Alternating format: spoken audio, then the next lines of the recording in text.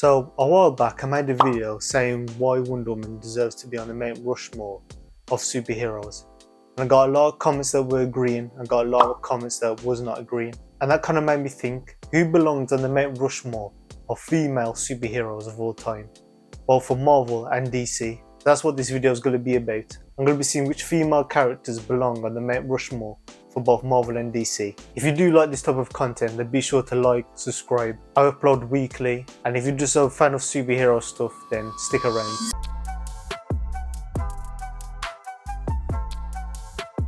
So to start off with Marvel, I feel like there's no discussion when it comes to the first pick on my list, and that's Storm.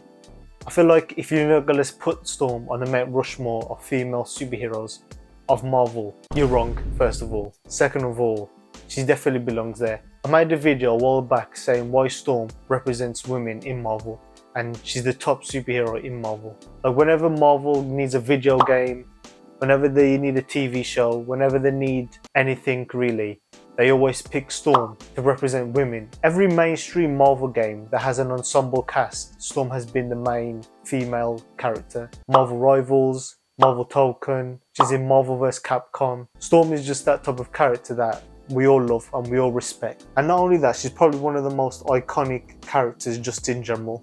Like her ability to control storms and control the weather is such a unique and cool ability that I don't think we'll find. It's very rare that a lot of characters have that power. And also, on my list personally, she's the only black woman on here, and I feel like that counts for something. She's the first black woman to lead a major Marvel team, the X-Men. Once Cyclops stepped down, Storm's always there to pick up where he left off. Anyway, I don't even know why I'm justifying Storm. Listen, you know why Storm's on this list. She's Storm. But moving on, the next character that I have on this list is She-Hulk. Now I know everyone's not a big fan of the live action TV show that we got on Disney+. Me personally, I think it's okay. I definitely see that there is some problems with it, like the CGI. But overall, I do think that show managed to capture the essence of what She-Hulk is all about. This might be biased, but I'm a huge She-Hulk fan. Before the MCU was really a thing, and you went on the street and you asked, name some Marvel female characters, She-Hulk would have definitely been on the list, even before the MCU. I feel like with her live action appearance now, it's only just skyrocketed her character. Negative or otherwise, She-Hulk is a popular character. Her relationship with the Hulk and her being the Hulk's cousin, that boosts her character significantly. And it's not like she's just a copy of Hulk. No, she has her own personality, she has her own struggles, she can break the fourth wall. A lot of She-Hulk's story is about her finding herself and her being comfortable within her own skin. That's what makes her different from the Hulk. And come on, She-Hulk basically invented the whole muscle mummy trope. Well, in fiction you have a muscular woman. She-Hulk basically popularized that trope. If it wasn't for this character, a lot of strong female characters wouldn't exist that have muscles. She kind of set the trend for it to be okay for women to have muscles and for them to be strong. And just like Storm, She-Hulk's been in other forms of media. She's been in video games, she's been in animated shows. Do you guys remember that Fantastic Four show and She-Hulk showed up? That, for me, that's what introduced me to the character. And Agents of Smash, that put me onto her character. Like when we talk about female characters in Marvel, you cannot just not forget about She-Hulk. She has to be on the list. It's because she's an influential character. And speaking of influential characters, we can't bring up female characters in Marvel and not talk about Invisible Woman. Invisible Woman has been here since the start. Like she's been here, she's literally part of the first family in Marvel. Low key, she's the first woman in Marvel. I know that a large majority of her character has to tie in with the Fantastic Four.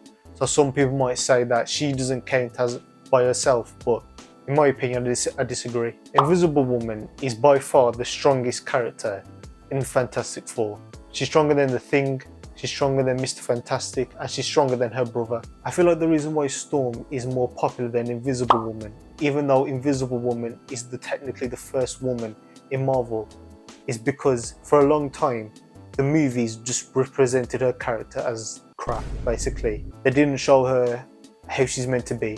And thank goodness for First Steps, because it really showed how strong Invisible Woman is. Like when she was taken on Galactus, that was peak, in my opinion, that was peak cinema. And due to Fox owning the Fantastic Four, Marvel kind of reduced their role in the comics, so she didn't really have that much going on in the comics. Not just her, but the whole Fantastic Four. Marvel kind of pushed them to the side because they didn't have the rights to the movies. But now that Marvel does own the right, I wouldn't be surprised that we do start getting more Invisible Woman content on her own. And also, Invisible Woman, she just has good relationships and ties to the whole Marvel universe. Like, she has ties to Namor. Namor's constantly thirsting over her, and I feel like she just belongs in the Mount Rushmore of Marvel's female superheroes. Moving on, this one might be a controversial take, but I have the Scarlet Witch at the 4th spot. Say what you say about the movies and how they portray Wanda, but there's one thing that we can all agree on, is that the movies for the MCU have pushed Scarlet Witch's character into another level. Because I'm going to be honest, before the movies, we didn't really see that much of Scarlet Witch. Like, we would see her every now and again. Like, she would be in like some video games or some animated stuff, but she never was really like a top female character. Because of the MCU, her character has now skyrocketed into like mainstream popularity, especially WandaVision. Once WandaVision came out, Scarlet Witch started to get like dedicated fans. But it's not like she hasn't done impactful things in the comics. Let's not forget, she wiped out all of mutant kind in just 2 words. The House of M event is legendary, and people have been begging to see that done in live action for a long time now, and I'm one of them. And she definitely belongs in this list. And not to mention like her relationship with Magneto and Quicksilver. And yeah, I know sometimes in the comics they retcon her not being Magneto's daughter and her just not being a mutant at all, but I'm going to be honest with you, I prefer when Scarlet Witch and Quicksilver are children of Magneto. It just makes their relationship more dynamic, it makes it more interesting. I don't really care if Scarlet Witch is just a random hero and not a mutant. But again, this is why rights are so important in that. And I feel like a big reason as to why Scarlet Witch is so popular is because of Elizabeth Olsen. Like, her performance as that character elevated the character in mainstream popularity. And we talk about strongest characters in Marvel, Scarlet Witch is up there. She can literally rewrite reality. She's been able to fight some of the strongest characters in Marvel, and I think she belongs on this list. I feel like a criteria that needs to be said is that you need to be popular, like you need to have some sort of mainstream appeal. I have some honorable mentions that I'm about to name, and any of these characters I could have swapped out for Scarlet Witch. So the first one that I have is obviously Captain Marvel. The reason why I feel like I didn't put Captain Marvel in this list is because I feel like her popularity is only recent. Like, because of her movies, I feel like Marvel was pushing their character more and more than they would have naturally done if she didn't have a movie. I feel like Marvel trying to forcibly make Captain Marvel like the main female superhero was kind of forced, in my opinion. It's kind of crazy how another character that I will mention, Black Widow, didn't get her own solo movie before Captain Marvel. And that's another character that's an honorable mention, Black Widow. I could easily see someone saying that Black Widow deserves to be on the Mount Rushmore of superheroes, female superheroes. But in my opinion, I didn't put her up there because I feel like Black Widow's gimmick, her being a spy and her not really having any superpowers, can only take you so far. I love the character and I love what Scarlett Johansson has done with the character, but I think she deserves to be an honourable mention, you know what I mean? Wasp is another character that's an honourable mention because she's a founding member of the Avengers. That's an important role to be one of the only women in the Avengers at the start. I feel like the reason why I didn't put her on the main Mount Rushmore is because when it comes to the MCU and how they have managed to kind of forget about the Wasp as a character is insane to me. The Wasp that I remember was from Earth's Mightiest Avengers. I wanted that Wasp to be in the MCU, but the Wasp that we got was just kind of whatever character. They kind of just turned their back on Wasp when it comes to the MCU. Like, she doesn't really do anything important. She's not a founding member of the Avengers, and I feel like her popularity in pop culture has shrunk compared to the other characters. And another mutant that's on the honourable mentions is Jean Grey. At first I was going to put Rogue, but then I thought that I feel like Jean Grey is more important to the X-Men than Rogue is. I love Rogue, but I feel like Jean Grey deserves to be on the honourable mentions list. I mean, what is there to say about Jean Grey? She's been a member of the X-Men since the First Class days, and her popularity since then has only risen because her being possessed by the Phoenix Force and her being a crucial part, and being the crucial part to the Dark Phoenix saga, that's an obvious reason why she deserves to be on the honourable mention. I feel like the reason why I didn't put her in the Mount Rushmore is because I feel like as of recent, her depiction in other forms of media has been lacking because of the X-Men movies being passed around from studio to studio. Marvel hasn't been able to do the X-Men justice. But I have no doubt that once Marvel starts making X-Men movies, Jean Grey, her popularity will skyrocket. So that's my take on the Mount Rushmore of Marvel. Let me know what you guys think. I could be wrong, I could be right.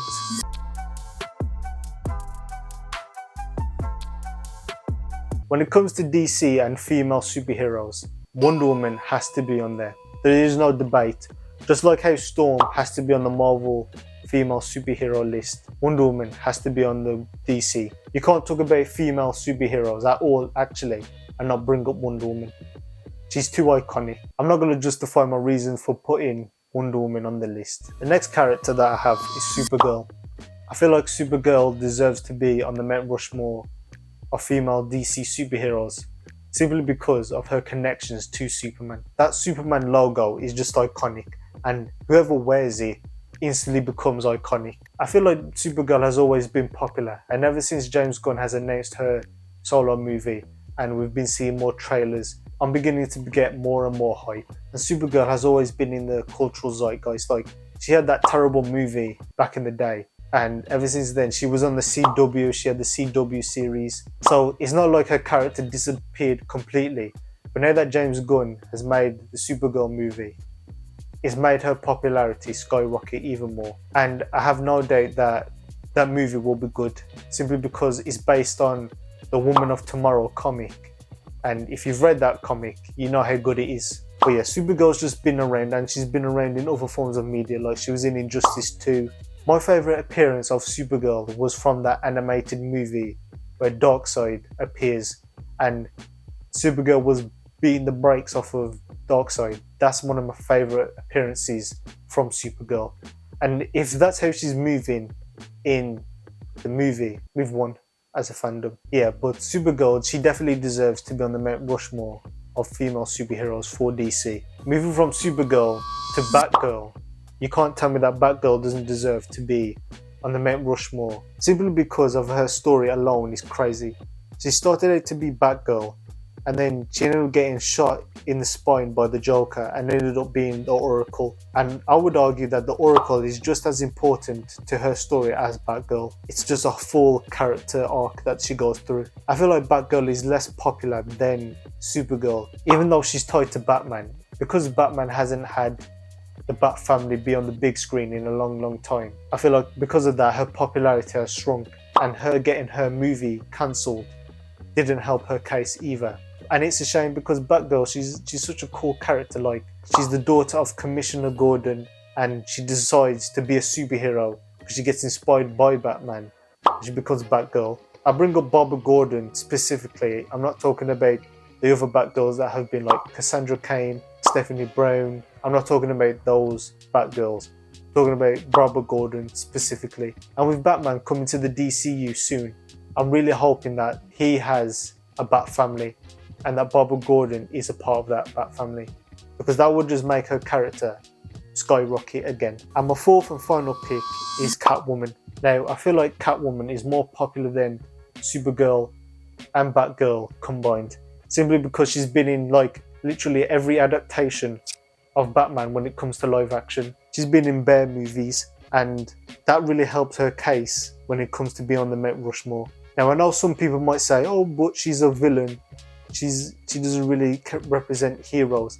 And I'm going to tell you right now, that doesn't matter. At this point, I think we all see Catwoman more as a hero than she is a villain. Like, at the very worst, whenever it comes to a Batman adaptation or story, Catwoman just plays the femme fatale or the anti-hero. Like, it's very rare that Catwoman nowadays actually just plays the villain.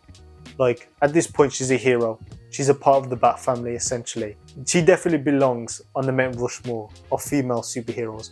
More deserving than Supergirl and Batgirl. And to be honest with you, I'm for it. I think Catwoman works best as a hero than she does just a straight villain.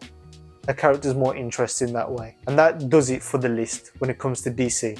Let me know if you guys agree with that list or not. Just like with Marvel, I have some honorable mentions when it comes to DC. My first honorable mention is Harley Quinn. I made the case with Catwoman that she used to be a villain, but now she's more of a hero. The same goes with Harley Quinn. Harley Quinn made back in the day with the animated series, and ever since then she's just been a household name for female heroes. I feel like nowadays people see Harley Quinn more as an anti-villain than just a straight villain. So that's why I put her in this list. And come on, you're not going to tell me whenever it comes to Halloween, people are always cosplaying Harley Quinn. She's just that type of character that has entered the pop culture zeitgeist, you know what I mean? And Margot Robbie's performance as Harley Quinn in the Suicide Squad movie opened up a lot of people's eyes to that character. Because up until then, Harley Quinn didn't really have a live action debut. Next honorable mention is Zatanna. I'm still waiting for the DCU to introduce this character. I made a video saying that I would love for her to be in the DCU, and I would love for her to form Justice League Dark with Constantine. I feel like she's already popular enough in the comic books, but if she comes in live action or starts to be in animated movies more, her levels would rise instantly. And for the last honorable mention, I have Black Canary. Just like with Zatanna, this character could do with a lot more representation when it comes to live action and other forms of media. I feel like the reason why I didn't put Zatanna and Black Canary in Mount Rushmore is because simply they're not popular enough. Like, you can't go to the average person and they'll know who Zatanna is and Black Canary is. And I'm hoping that that will change. But yeah, let me know what you guys think. Who do you think should be on the Mount Rushmore for Marvel and for DC? If you do like this type of content, then be sure to like, subscribe, and I hope you have a good day. Follow me on TikTok and Instagram as well.